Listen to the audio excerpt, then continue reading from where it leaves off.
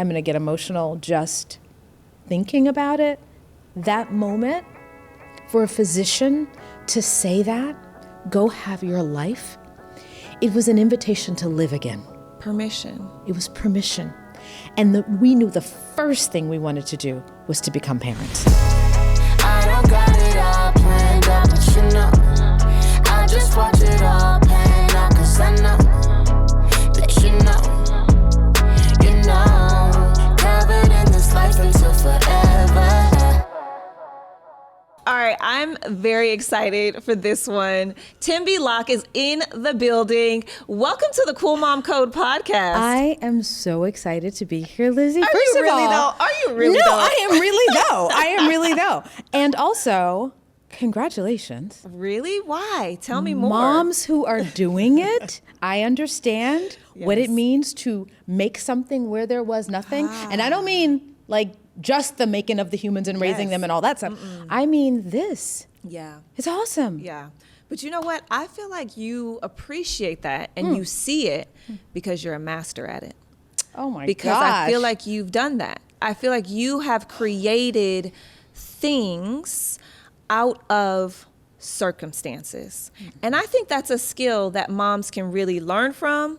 But for you, that's been your trajectory. It has. And if didn't know it when it was happening, I was just like, well, I think the situation calls for this. Or I feel like I really have to do this. Yeah.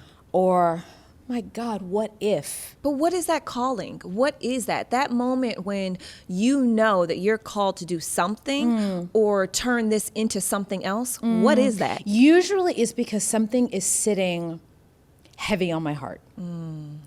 And I'm like, I just don't know if I can hold that heaviness, because I think my baseline is sort of ebullient, joyous, light, love-filled. Yes. And so when I have a contrasting state to that, I'm like, I could push through this. But what if I tried something different? And what could that look like? So a lot of us just sitting here talking is literally the result of asking myself, what if? Why? Tell me more. Well, because from that question, I get to imagine a possibility that isn't right in front of me, or one that I don't see right in front of me. And then I kind of like, and we'll, I'm sure, get into specific things, but then I'm like, okay, well, who do I know? Right. Who could help? How do I make this work? How do I make it work? What's like the one thing I could do today that might move me a little closer to that? Like, I don't ever get too far out in terms of thinking like something has to be radically, radically different. It's just like a little bit of an impulse each day. Okay, so it's interesting. This is a part of your creative process. Yes, it is. 1000%. But so a lot of people, sometimes when I talk to people, they see the vision first. They see the big totality picture, big vision first. You're saying it almost like, I don't know what the big vision is.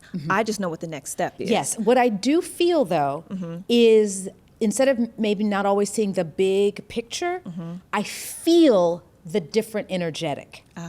Meaning like, oh, I'm feeling a day or a moment in time in which my life feels radically different than this. And it's a feeling state for me. Right. Because I don't think I am, how can I say, godlike enough. Wait a minute, break that down. To be really like literal, like it's got to be this, it's got to be this. I'm like, come on, please. Yeah. I know enough, and people who know my story know enough to know. I know life will change on a dime. Yeah. So any plans I put forth, the universe is gonna be like, yeah, well. So I don't even really get attached. Yeah. So there's a lot of like non-attachment to the way things have to look. I just know I'm moving toward a feeling state and an energetic that is desirable, is expansive, is loving, is caring, is kind, is fun. It excites you. Yeah. It's something that excites you. And then I sparks see you. what facts present themselves, what circumstances line up. And sometimes the thing that actually happens is way bigger than anything I could have literally imagined. Let's talk about that. Okay. Let's talk about that. Okay. Because you've lived some life. Yeah, I have. You know, your life be lifing. Yeah. And that has, you know, you've gone through a lot of things. But my gosh, you have taken your story to much different heights. And how inspirational is that, though? Because a lot of people can't possess the idea to even think to do that, nor have the thought or resources to make it happen. But tell me a little bit about your story. So for everyone who may not know you and has been living under a rock and may not know what, you know, From Scratch is and all this was your story. Yes. So tell me. So, From Scratch, the series, which many people watched on Netflix, yes. is the adaptation of my book. So people also don't know. People watch the series. Not everyone knows that it's based on a true story. Right. So I wrote a book, my memoir. It came out in spring of 2019. Just before, 6 months or so before the pandemic happened. Wait a minute, spring of 2019. This moved quickly. It moved so quickly. This moved so fast. Quickly. And a pandemic happened in the middle, and we still made the show. Wow. So let me back up and say, so there's my book. And my book was really born of an idea that I was like, I'm going through this big life experience. So I was married to an Italian chef who I met in Italy. Literally, as it is in the book and in the series, so bumped into him on the street. Okay, this is not made up. You know, this is what we all want to know. No, yeah. What is actual facts and events that actually occurred, we can totally and talk what about that. is not? So, fact, bumped into him on the street. Okay. Literally was like, he's cute, but, didn't really think my life is going to change because there's a cute guy that I bumped into on a street corner in Florence. Right. Life had other plans. So met him, dated, married. We lived in New York. Then we came to LA, which is not in the series. Yeah. And we began our life together, right? Me with aspirations of being an actor, which is not in the series. In the series, Amy is an artist. Yes. I also dabble in the visual arts, Yeah. but so I was an actress. Still in the same field, though. Same that's field. pretty It's just close. yeah, exactly. Artistic. We've tried to find something that was like could sort of express her creative side without it being literal to her being, she didn't have to be an actress. Right. So we're in LA. We're having our life. It is literally like I come home every day to a deliciously cooked La Dolce Vita. Yes. Like La Dolce Vita. And unexpectedly, he, as is in the series, he started not feeling well, and cut to, he has a diagnosis. And he had a rare cancer, and I say had because those who know the series knows what I'm going to say next. Right. And so for 10 years, which is different than the series, I was his caregiver. 10 years? 10 years. For 10 years. Wow. For 10 years. And Here in LA. that time, here in LA, and in that time, we became parents. I was, a working mom, the only breadwinner, and a primary caregiver to a spouse who had cancer. None of my friends had any of those circumstances all happening in the same configuration. Of course not. And so I felt very much outside of my peer group. I felt, and this is like a time internet in the way it is now, like social media and everything. So I really felt like, I'm having a 32, 33, 34-year-old experience that not a lot of other people I have. So what I did to make sense of it was I started writing. Wow. I just wrote down what was happening. Your experiences. Just writing it down. I've always journaled, always, my entire life. And so I just would journal. And then I was like, and for a period of time, I couldn't act as much, meaning I was very limited as to which jobs I could take because I couldn't leave town. Of course. It had to be local. So I was doing lots of like commercials, guest stars locally. And so I said, God, but it wasn't filling my creative soul, right? It was like the things I needed for health insurance, the things I needed to like pay, That's right. to pay the bills, because keep the lights on. You have a husband and you have a child. Yes, exactly. Yeah. And so I thought, well, what will fill me up creatively that's a low lift that I could do at 2 a.m. if I had to and doesn't require anyone else? And I'm like, well, that's writing. So I took classes, like extension classes at UCLA. Shout out to UCLA Extension. Yes, I love that. I love that. And I was just like, let me learn about writing. And I was specifically looking at creative nonfiction. So, and at this point, writing for you was always a creative outlet, but it wasn't something that you studied. nothing I had ever studied, no professional aspirations for it whatsoever. Wow. I was like, this is the thing I have to do. And if anything, I thought, oh, maybe I'll write something and it'll be a one-woman show. Like, that's what I was thinking. So talk about the visions, right? Like, if I had followed that vision, I don't know that we would be talking right now. So I was like, okay, well, maybe it's that, you know? And maybe in the back, way back deep recesses of my mind, I thought, maybe something in here could be like a guide for caregivers. Like that was kind of like the ceiling of my vision. Right. I couldn't imagine beyond that. So I'm writing. Fast forward, we're in the final stages of my husband's life.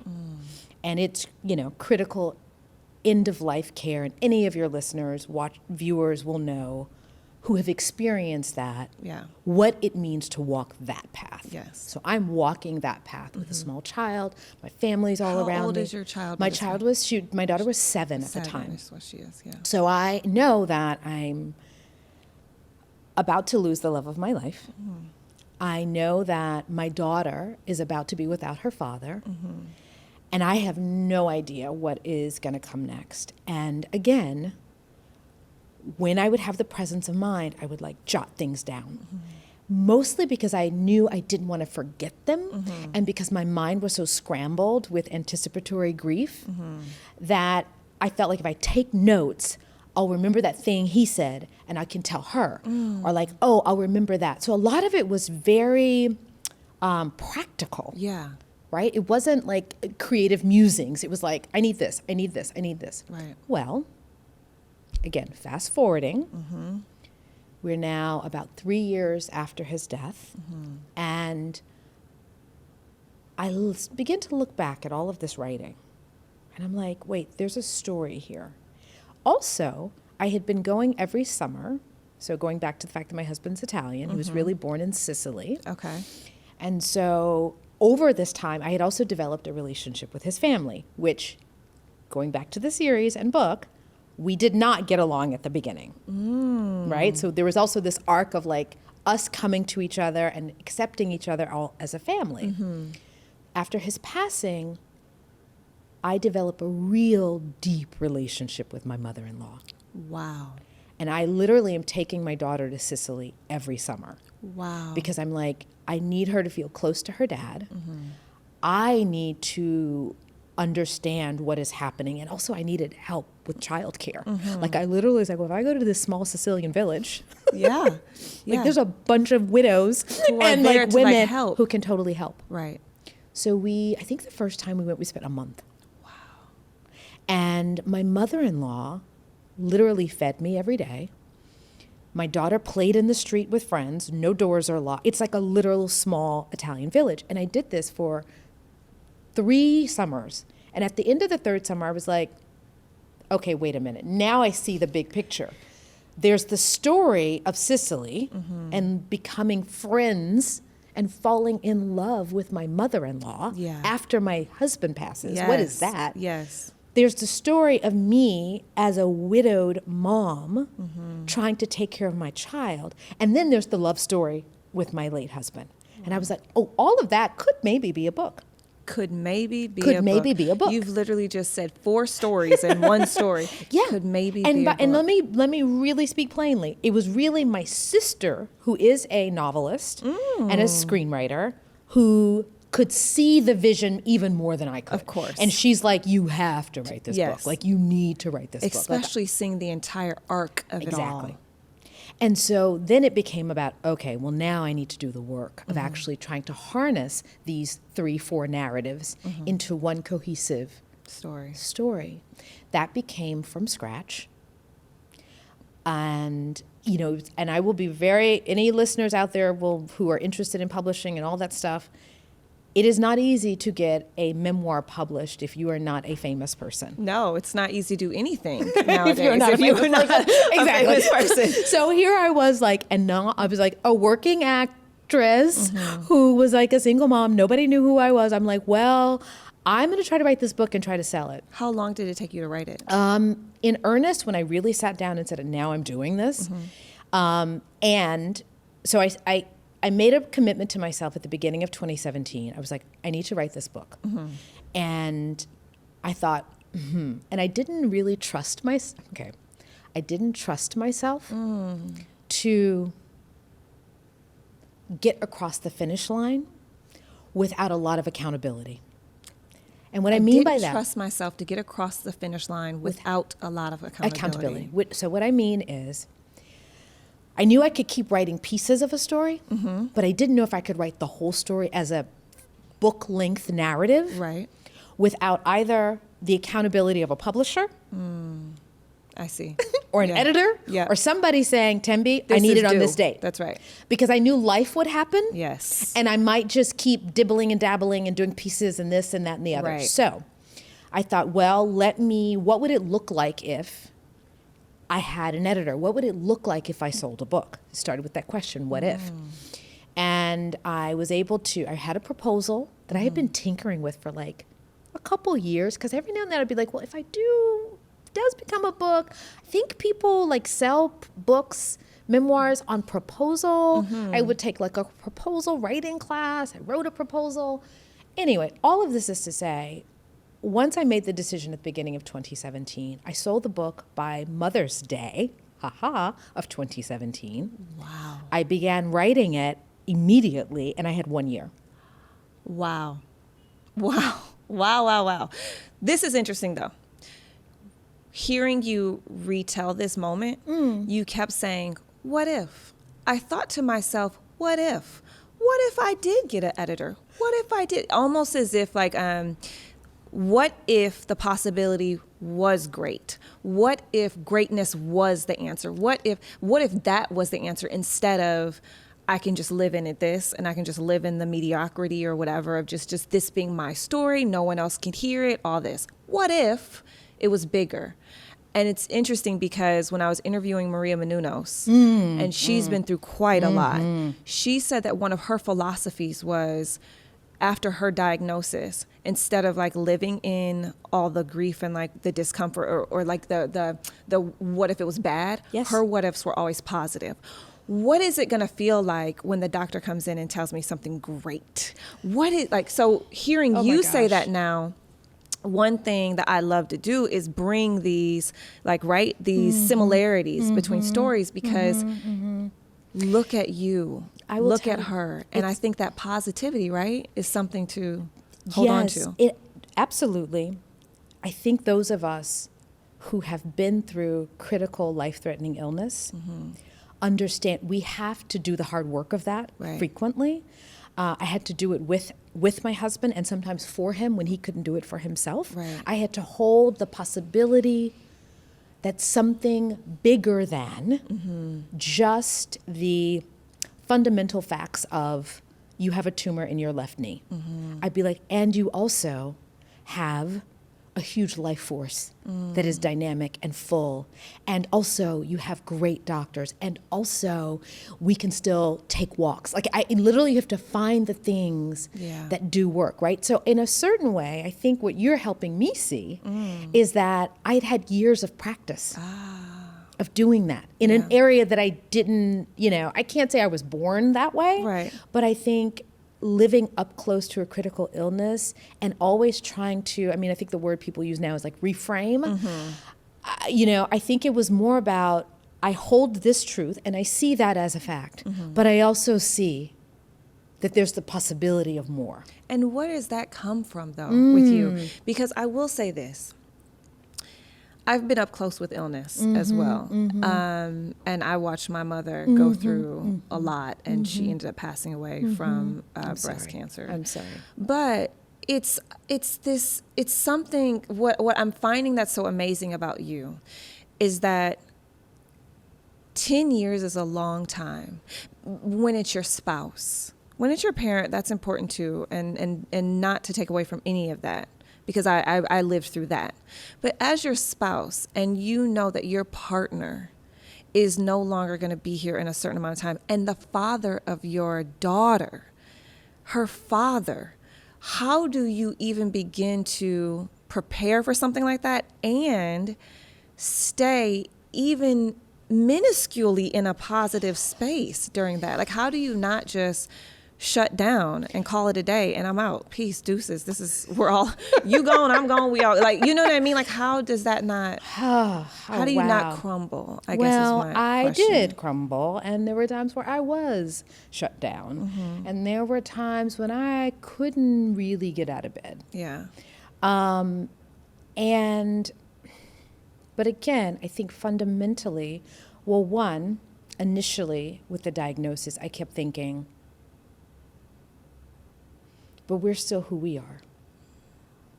And that love has to be big enough to even contain this. Because if it's not, then was it actually really deep love? Meaning we were each other's best friends, partners, lovers, all the things, right? Yeah. And so a part of that commitment, joy, connection was always trying to find our way back to that, no matter what a doctor said, no matter what the diagnosis, the scan. It was like, well, we are still who we are. Now we have to fold this into who we are. And when he was in his lowest, there's something about witnessing someone you love so deeply at their low point that I knew my role as a caregiver was to honor where he was, but I knew if I met him at that low spot, we both would go down. Yes.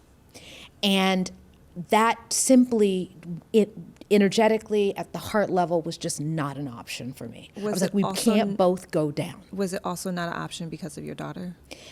Definitely once my daughter was in the picture, I was like, it's not an option. She also was a source of light and joy and love. And there's nothing like, so when we came to a point where it was like every day is the day I have.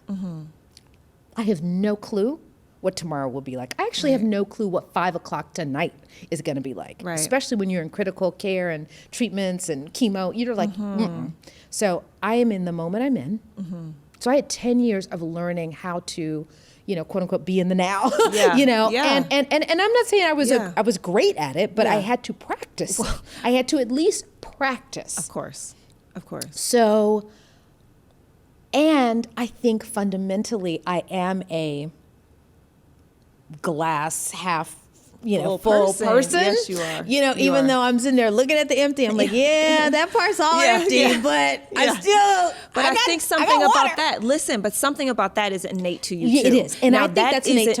That's not necessarily learned. No, it's not. That comes from my people. That's I'm right. gonna be honest with you. That comes from my people. That is literally. If I could hold your hand right now, that comes from the people. Yes. That is in the ancestral line. It is just there. It is from my grandmama, my grandmama's mama. It's just boom, boom, boom, up and down. Because I look back and I see women who literally made, I am here. We are here. I think you are nodding. Yes. Because women saw the possibility in a future beyond maybe what they would ever experience in their lifetime. Yes. But they were like, I am seeding something, a tree that I will never see grow. That's right. And so that sense of fundamental optimism, even in the face of Jim Crow, even in the face of, oppression and patriarchy, all the things. Right. They were like, yet and still. And still. Yet and still. We go. That's right. That's right. So you're right. Some of that is just fundamental. I was always like, well, that's hard. That's challenging. That's different. That's difficult. How do I work around it? How do I go through it? How do I go over question, it? With this happening, all this happening, what made you both decide to have a child? Ooh, because we'd always wanted to be parents. Yeah. We'd always wanted to be parents. That was never not on the table. We were always going to be parents. And in fact, I thought, I have plenty of time to be a parent. I didn't know that he would get diagnosed. I didn't know that chemotherapy alters, and this is a show about moms and all the things, so we can speak plainly, is that it alters your sperm. Yeah. right? Yeah. So men who go through chemotherapy and women, it alters the human body. And so the ability to be able to conceive is altered. Challenged. And That's I write right. about that in the book. I mean, he went and had, we banked sperm, we did all the things. And then when he went through a period of remission, and we were like, and the doctor was like, go have your life. No. You have remission, go have your life. Wow. And I was like, are you serious? We have a life? He's like, yes, go. And that, I'm going to tell you right now, I'm going to get emotional just thinking about it. That moment for a physician to say that, go have your life, it was an invitation to live again. Permission. It was permission. And we knew the first thing we wanted to do was to become parents. That was it for us. We were like, okay. And so we set down that path, and it became very clear quickly for me that I didn't want to go the route of IVF. I didn't want it. We had just spent 2.5 straight years in doctor's offices, 2 to 3 times a week. Yeah. I was not interested. No. Plus, we were also depleted financially. It was just not viable. For Right. me, Right. not an option. I didn't want to anyway. We'd always been thinking about adoption, even before his diagnosis. Yeah. So that was our path. Wow.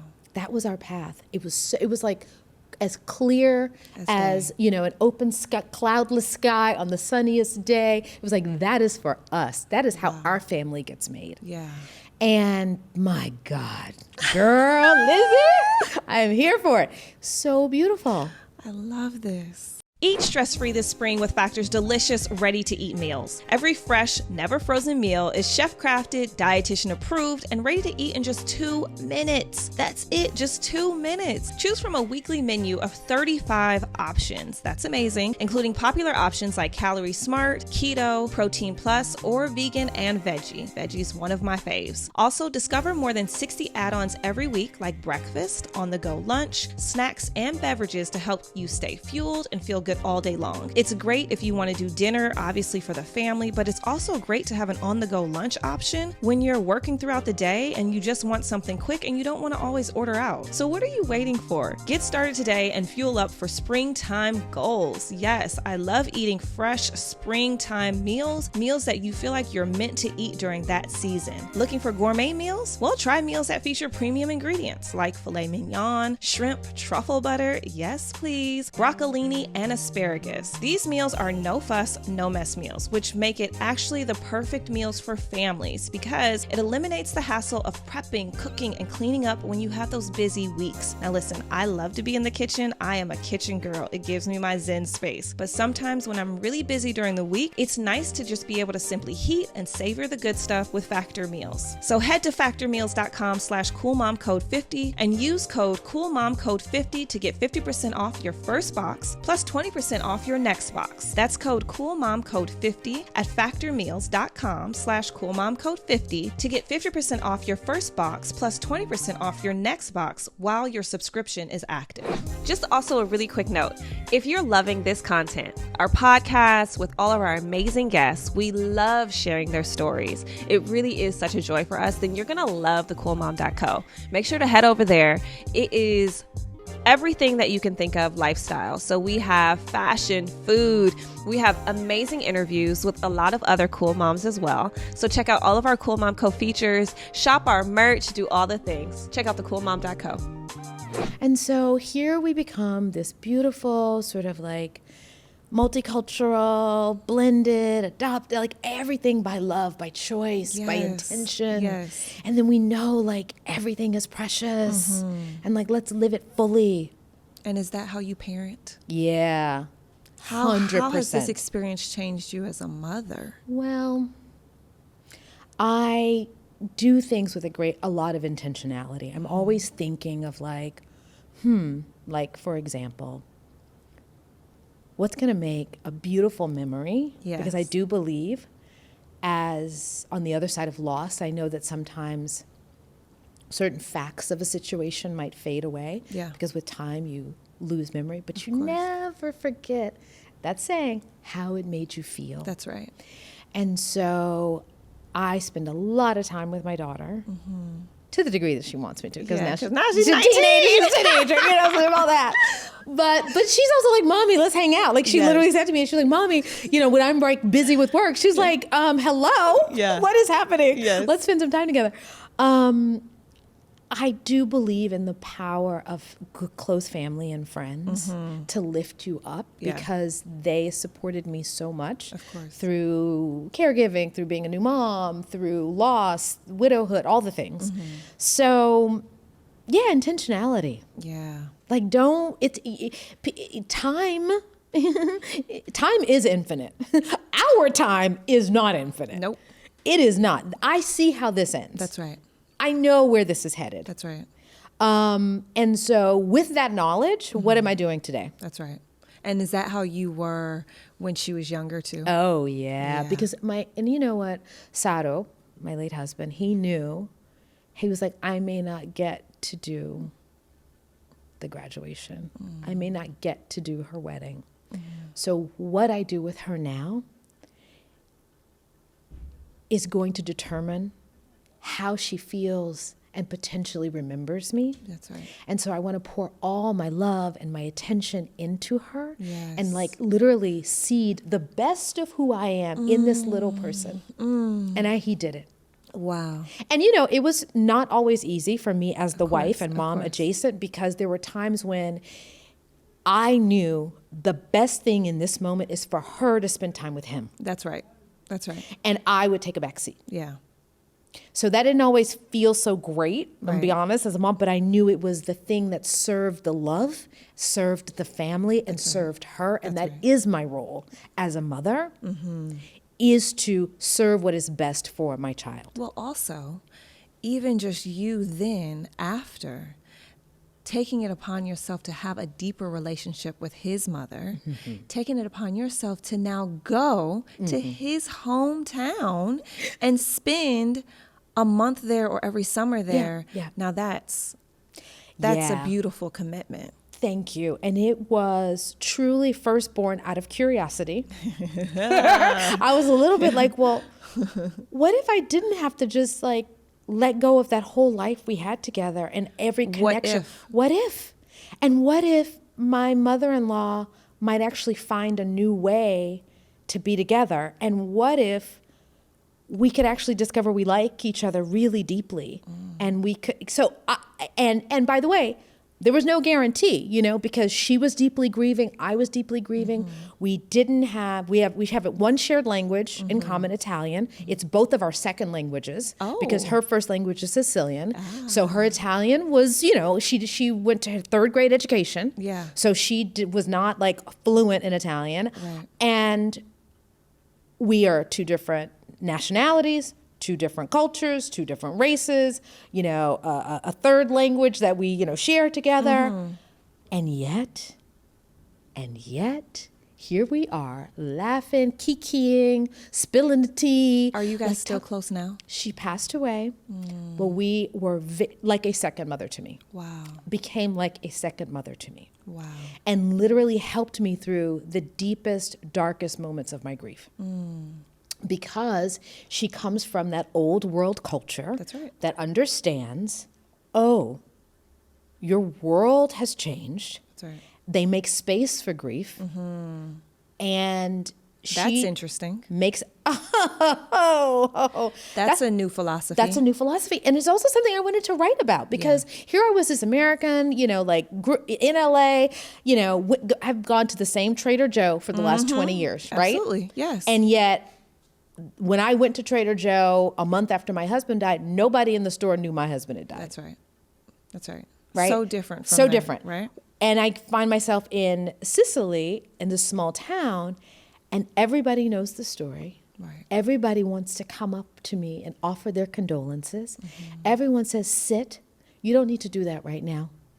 You don't need, just relax. That's all you need to do because your life, you are rebuilding your heart. You're rebuilding your life. You are trying to parent a child. And that is a lot to ask of a human being. So take a moment, slow down.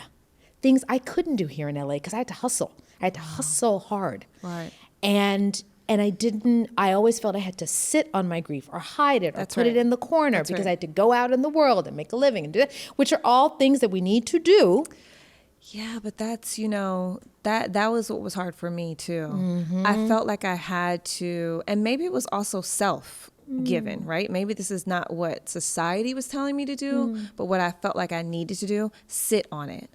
So to hear you say they give space for grief, that's a new concept for me. And I had to try it on and test it. I had to stress test it by going there and doing it. And then I realized I would go there and I would suddenly feel more seen, more heard, more present in my body, more connected than when I was in my life here. And did it also help your daughter? Yes, 100%. She literally, the first summer, she was like, can we just stay here? And I was like, what is happening right now? Yeah. But mostly because I think she felt, she was also in a multi-generational community. That's right. My parents are here, they're alive, but they live in a different state. They would come visit. So here she was like, I have access to like a grandmother all the time. That's right. Like the baker knows me, and friends. And friends. And I play in the streets and like we can go to the beach. It just was a different speed of life, a different type of life. And so she was like, so I said, okay, well, this is healing and healthy for her. Right. So I've got to find a way to get her back here because it's good for her. It's also good for me. That's right. And it's good for my mother-in-law. So this is a win-win. That's right. Let me just work all year and figure out a way to like make this happen every summer. Wow. So I would organize my year around going there. And I was like, I will cut the coupons. I will do all the things because I'm like, I have to do this thing. Okay, so let's fast forward now because this is all very amazing. It really is. And I think it's inspiring. I think being able to go through a circumstance like that with so much pain and grief and be able to find so much love in that situation and then carry the love. Yeah. That's what it is. You carry the love. And then you carry the love into a book. Yeah. And then you carry the love into a movie. So how did it move this fast, though? So 2019, you write this book. Yes, so I write the book comes out in 2019. Out. It comes out in 2019. It gets on the radar of Reese Witherspoon. Here we go. Let me just say that name. Shout out to Reese. We love some Reese. The story maker. The story, she amplifies women's voices. She amplifies stories. I mean, she is a powerhouse. She's a visionary. She is everything. And I am here because she took a chance on my story. Wow. And she said, I want to bring this to Reese's book club. When it did, it then hit the New York Times bestseller list. Look at that. Could never have imagined in 1,000 years. God is good. That was never in my vision board. New York Times, you. no, not there. Wow. So from there, she also has a company, Hello Sunshine. Yes, she does. There were these huge company. Yes, we're very familiar. Yes. And so it became about, well, what if we adapted this? And my sister, let me back up and say, my sister, Attica Locke, if you don't know. Now you know. if you don't know, you better ask somebody. She actually helped to broker that introduction to Hello Sunshine. And as a screenwriter, when we realized that she's a screenwriter, as well as a 5-time novelist. Yes, she is. And award-winning. Yes, she is. She said, they were like, well, if we're going to adapt it, we want you, Attica, to be a part of it. And she was like, what? She was like, well, if I can help my sister, because I'm just here to help her. Like, if she wants me to be a part of it, I'll do it. Right. That conversation led to, we're making this.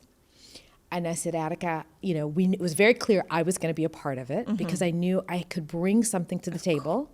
Did you say you? I know. Oh, that was a question. Okay, my bad. Well, because it was a question. And the reason why it was a question, let me first start internally. Tell me. Okay. Let me start internally and then I'll go externally. So internally, it was a question for me because I was like, well, I've never produced television before and I've never written a produced screenplay. Okay. So I was like, well, can I do this? Now, I had friends who were like, and I mean friends inside of Hollywood who were women, successful women writers. They were like, do not let one word of that get written without you being a part of it. Like, don't even think about it. And I think the part of me that, and by the way, I've disavowed myself of this part of myself, but at the time. Okay. I like that we said that. Okay. Oh, yeah. Yes. At the time, Tembi 2.0. I'm Correct. now at Tembi like That's 7.0 7.0. probably. But anyway, 10.0. I was like, well, if you've never done it, then maybe, you can't do it. And I was like, wait, but you just wrote a book and you hadn't done it, Tembi. You were a mother and you hadn't been a mother before. Like, What if? What if? What if? What if? This is the theme of our podcast. What if? What if? So here I am. I'm like, I'm a part of this. And very quickly, we sold it to Netflix. Zoe Saldana Yes. came on to play me. Yes. Like she signed on, she and her sisters. What was that? Yes, her Oh sisters my are amazing. gosh, her sisters are amazing. But that kind of reminds. But that's interesting. I know. You So and here your we sister. have. So here, me and Attica, Yes. Zoe and her sisters, Yes. Marielle and, Yes. and Cecily. We're Yes. all like together, and we're like, okay, we are making this. This is happening. It's happening. How did that feel? How did that feel when Zoe signed on? It felt amazing because here's the thing. I had no idea, again, the way things can align. Yeah. So we get this call that there's interest and there's talks and the things, and I'm like, huh? Yeah. She has an Italian husband. Yep. She's close with her sisters. She has childhood loss. She lost her dad at the same age, thereabouts, of when my daughter lost her dad. So there's all of this sort of synchronicity Yeah, that I could never similarities. have imagined. And we meet her, and I'm like, well, this is a foregone conclusion. Yeah, absolutely. Wow. And it seems almost as if everything was just lining up. That is wild. In the cards. In the cards. As if someone was making it, helping you happen. I literally said at every turn, I was like, Sato, when I was writing the book, I was like, Sato, I can't write this book alone. Yep. And I wrote a letter to myself. So I'm going to just geek out for people who are into the Please, creative things. yes. When you're trying to do a hard thing, my hack is I write a letter to myself. I write a letter to my future self. And I say, thank you for having helped me get through this. Thank you for holding the vision of this for me. And then I say inside, and I wrote in the letter to myself when I was writing from scratch, I said, I just have to write the best book I'm capable of writing today. That's it. The task is not greater than that. Wow. It is simply do the best you can do today. Wow. And that takes the pressure off of it, because I kept thinking like, I have to write this great book. No, you just have to write the best sentence you can write today. I mean, I'm getting the chills because I feel like not only are you giving yourself permission, not only do you keep on telling me about these practices of what if and manifestation, even you taking the act to write a letter to your future self, that's a manifestation. It's like you keep doing this. So this is just how you live your life. It kind of helps for me to cognitively or in my imagination bridge the gap between where I am now Reality. and what is down the pike that I can't fully see yet. But I know that there's some part of me that's got to get me there. That's right. And there's a future me I'm going to meet. Yes. And so the letter is my sort of Bridge. process of toggling there and uniting them. Wow. And then I go, okay, well, now that's done. Now let's just do the work. I love this. I really So do. when Zoe came on board, and now it's Netflix, and it's my sister, And now it's Hello it's bigger than Sunshine. life. It's bigger than life. It's bigger than me. Yeah. Because what I wrote in my living room and in the front seat of my car while my daughter was in piano and volleyball, Right, because I right. wrote the book in my car often. Oh yeah. She would have math tutoring at the Starbucks, and I'd be in my car writing the book. Soccer mom writing a book while There her you go. kids at soccer. A lot of writer moms do it, you know? And so I did, it was a very solitary act, writing a book. So when you get to Hollywood and it's a series and it's an adaptation, there are many, many, many, many, Voices. many, many, many different voices. And I was like, well, okay. How do you fight for your voice? Well, I realized the first thing was that I couldn't fight for it. I had to just be my voice and trust that would come through. And I had to trust that sometimes everybody in the room knew way more than me. That's okay. That's okay. That's why they're there. That's right. But there's always going to be the one thing, or maybe more than one thing, that I know that nobody else in this room knows. Right. And when that moment comes, that's the time for me to speak. That's the time for me to bring forward my truth. So I really realized early on, and certainly as we got deeper into production, that a part of my role, in addition to being a screenwriter, creator, and producer of it, was to hold the emotional truth of the story, even when the facts changed. Even when, okay, this happened here, but we're shooting it over here. Oh, we're changing this for this. I was like, what is the emotional truth? Right. And I, having lived it, having written about it, knew that. Right. And I could be the custodian of that essence, that heartbeat. Did Zoe ever come to you and say, hey, what is the feeling that was happening during this moment? Yes, she did. It was not all the time because she very much, we agreed early on. I was like, this is your character. I love that. It's you. I love that. Like, that this you is even you. gave her ownership oh my God. of that. I was like, we are not doing a version of Tembi Locke. That's because you're an actor. Yeah, I was like, that does not happen. We're not doing a version of Tembi. That, first of all, what? No, ever. And also, she's her own artist. Yes, she is. Yeah. I mean, come on. You both are. Yeah. So I was like, do what feels right. I'm here. Check in with me. She read the book. She knew. So there were times when we had very strategic conversations about maybe specific moments, but everything else was her crafting Amy, because the character's name in the series is Amy. That was me needing to give that psychic distance between the character that's on screen and who I am. Of course. And so she's watching Amy. I'm watching Amy evolve through her on screen.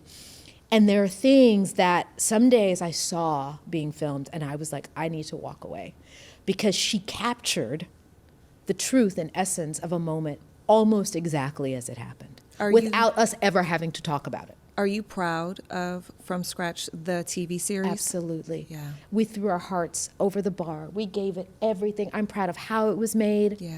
I'm talking about everything from every person who was on set to craft service to drivers to our COVID people. Yes. Like, I am proud of every frame that show and every heart and human who endeavored to come together against great odds to make a show about all the iterations of love and humanity and family and care and illness and parenting.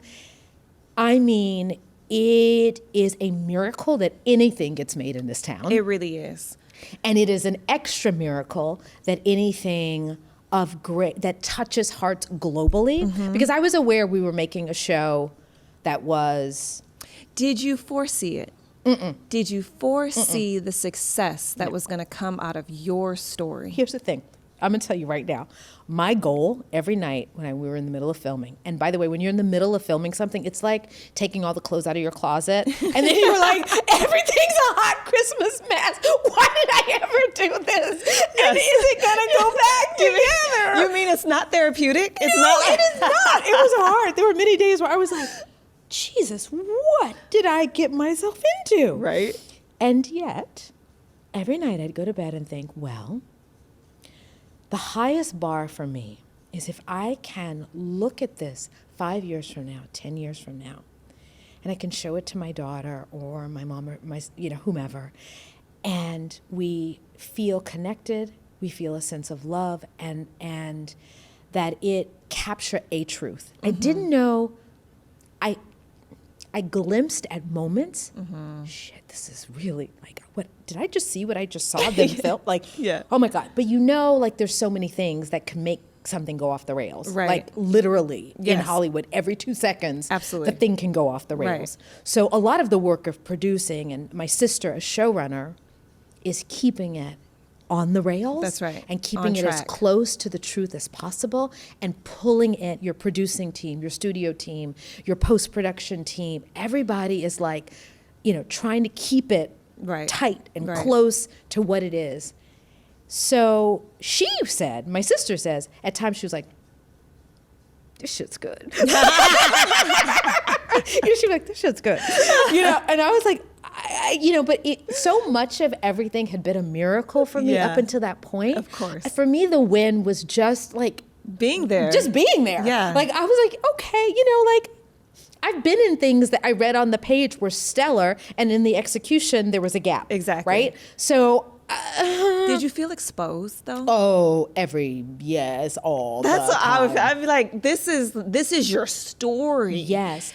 It's almost like someone just jumped inside of you, and Yes. now they've opened it all the way up. I think what helped was having written the book first. Yeah.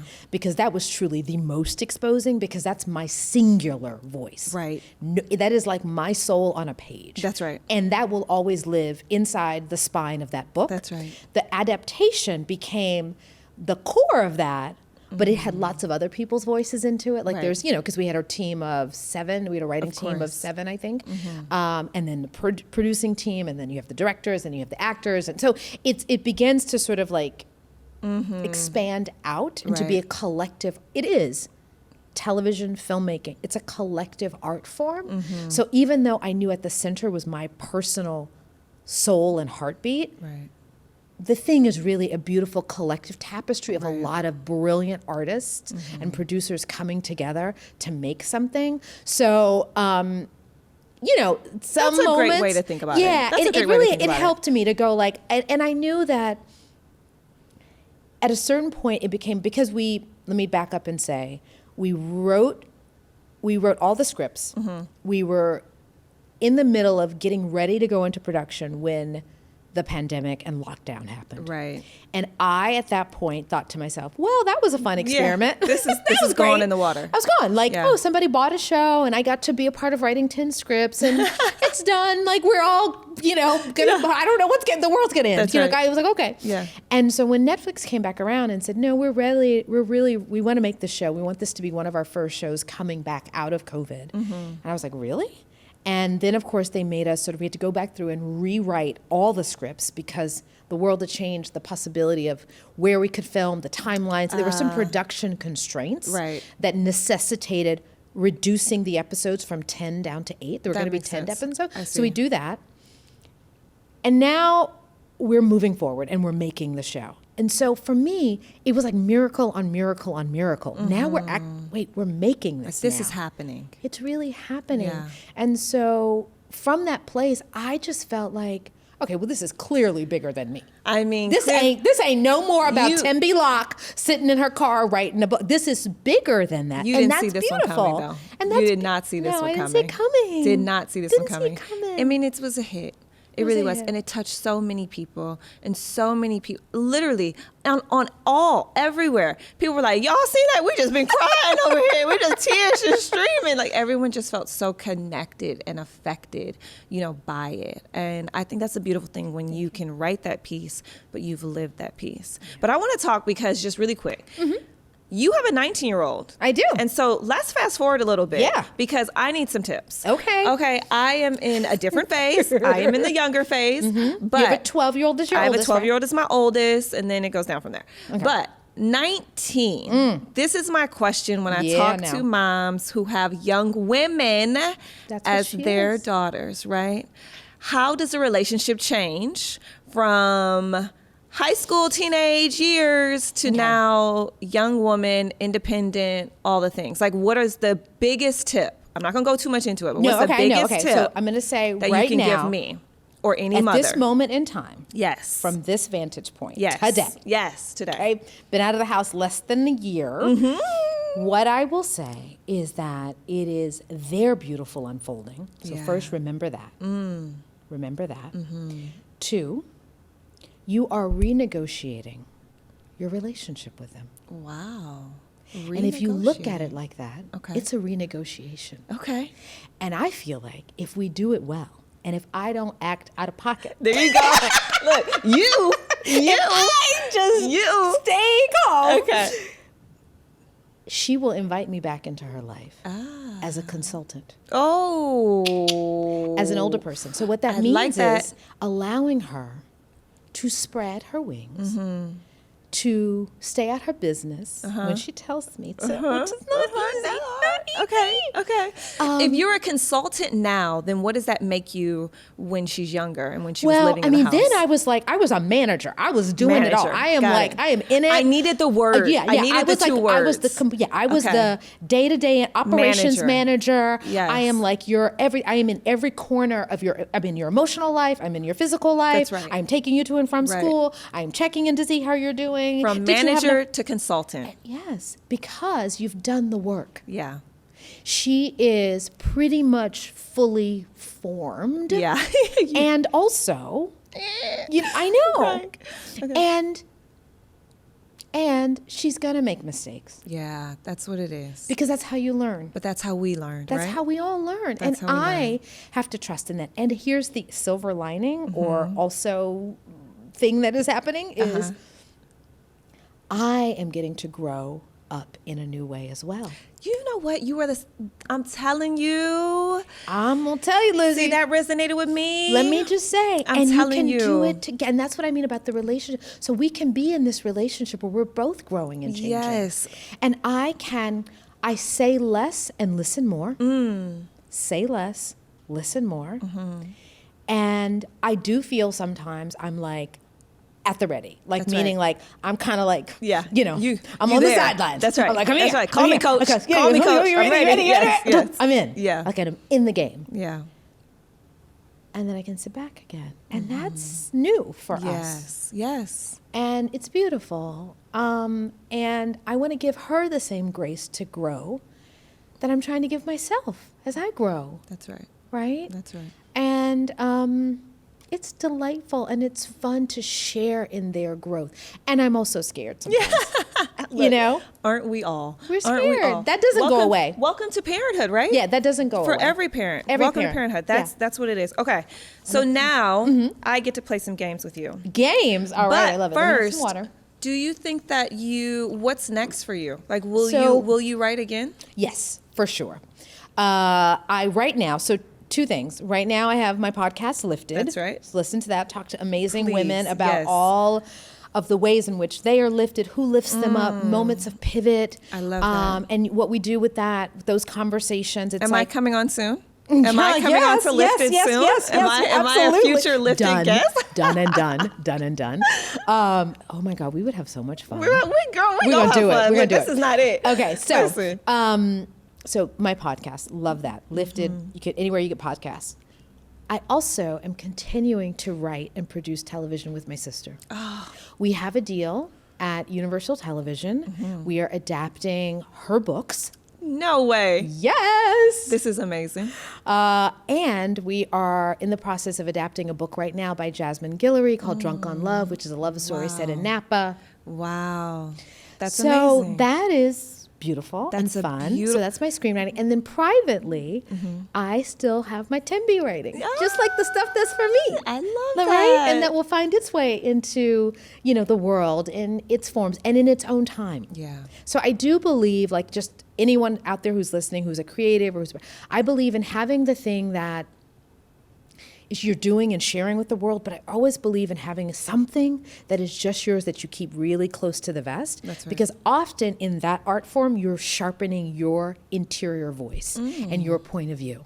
Because often when we're thinking so much about what's front facing, Right. we're already adjusting it to the marketplace That's right, or the masses. to the or who's going to receive it or what are they right. going to think of it or I don't know. But if you have that You're thing that's judging it. already. That's right. That's right. So having a little something, it can be photography, it can be painting, it can be writing, it can be whatever the thing is. But it's your thing. To yourself. And when you're ready, you can share it or not. That's right. Your choice. But it's not judged. It's That's not the thing. judged. That's right. That's not right. judged. I love that.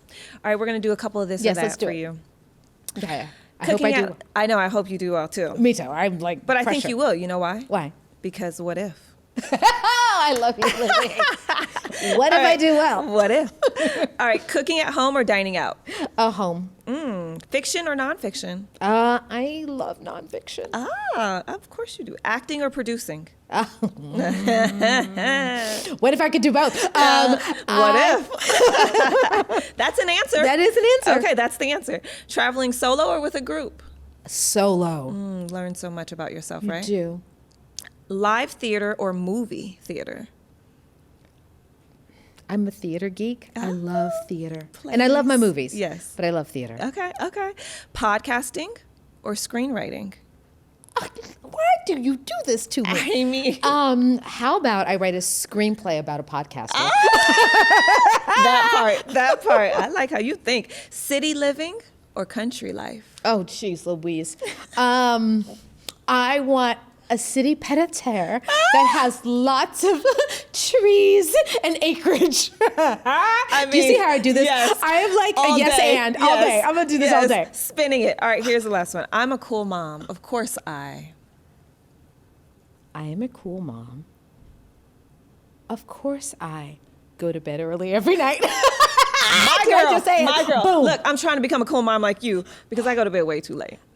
Listen, I've only really been able to do that since my daughter went away. Really? And it's so good. Look, I have something to look forward to. You do. That's my silver lining of this whole podcast. I get to bed earlier. Yes, listen. I'm going to tell you something, and I'm going to mean this because people tell me this, and when I hear it, I really try hard to receive it. But I'm going to tell you, you are a light. From the moment I locked eyes on you walking into this podcast and from sitting having this conversation with you, you are a light. Your energy, the tonality of your voice, the words that you choose to use. My God, Tembi, you are a light. And I mean that. And I haven't said that to anybody on this podcast, but I want to say it to you because I felt it immediately. And now I see what people say when they say stuff like that. Yeah. But now I truly understand. I mean that. And I thank you so much for coming on here and just sharing a little piece of your story with me and just giving me a little behind the scenes look into your heart, because my gosh, I wish everybody can with From Scratch, but just see a little piece of your heart. And I appreciate you for that, for sharing it with the world. I really do. Lizzy, first of all, I'm going to take that in, and I'm going to let that wash over me, and I'm going to just hold that close. As you should. And I want to just also say to you that when I got the invitation to this podcast, I was thrilled. When you walked into this room, again, light meet light. Yeah. I felt it. And I was like, I feel like, okay, well, let's just sit down and let's just talk this through. Yep. And you inspire me, so I know we're going to continue this conversation. Oh, yeah, this is not over. No, it's not by far. By far. And you, in this conversation, have lifted me up.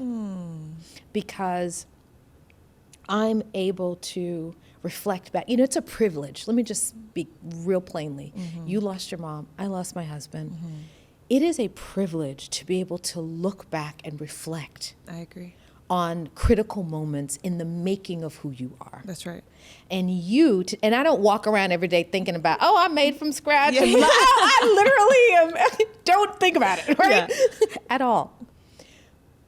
But to sit down with you and have you ask these questions has been a privilege. And to do it with you in particular in the way that you carefully and thoughtfully hold it all means a lot. And not a lot of people can do that. So thank you. Thank you. And look, I will take that too. Yeah. Thank you, Tembi. Thank you.